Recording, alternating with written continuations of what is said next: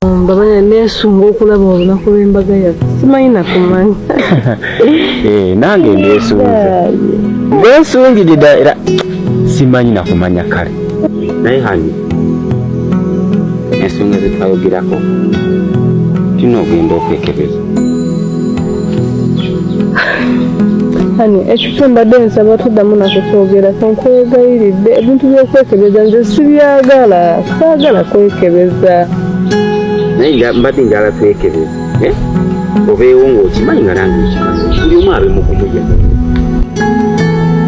Hani ekituufu ky'amazima kyo mbadde nsaba twogere ku bintu ebirala ebyokwekebeza bye woba okimanyi nti onjagala okimanyi nkwagala saagala kufiirwa.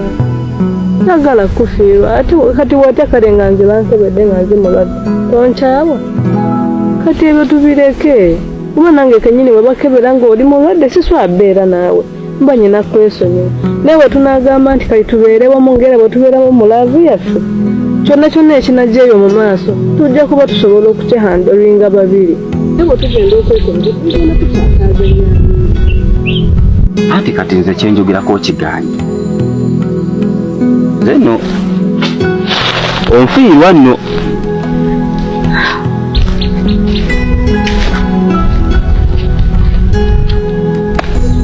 Ndowooza ne we tugenda naye wabaddewo ensonga zenjagala twogereko nga tetunadda waka mu baana. Ensonga zikwatagana ku mulimu eyo gy'okolera. Nkimanyi omulimu ogwo gutuwa gw'oliko. nina obuzibu. Tusobola okuddusa mu maaso obwongo ne tubaako ekirala kye tukola nga si mulimu ogwo kubanga mulimu disiki nnyingi. Tugeze okulira mu balwadde bangi.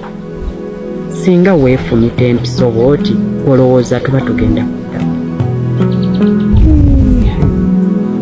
Guli mulimu gwange nagusomerera ekitegeeza mmanyi engeri y'okwekuumamu na buli mulwadde abazze.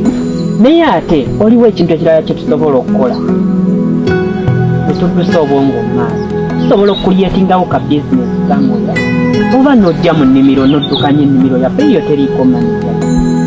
Nve ku mulimu gwe nasomerera nzijja mu nnimiro nnime oba nve ku mulimu ogunsasula obulungi sikutegedde nkole ntya.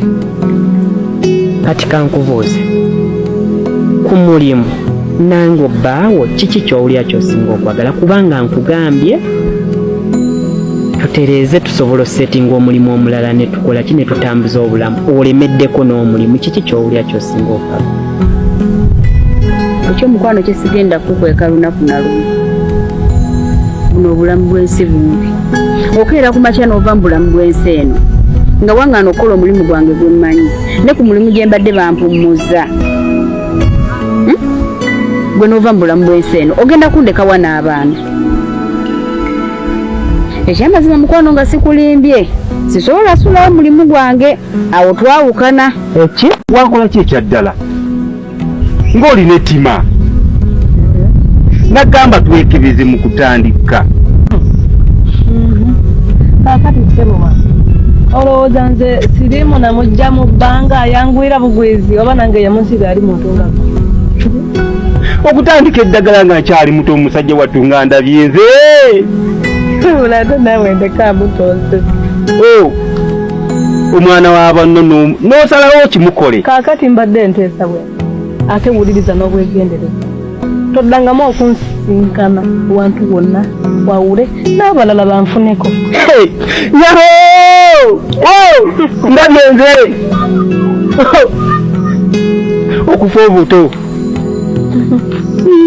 sirabye ensi eno.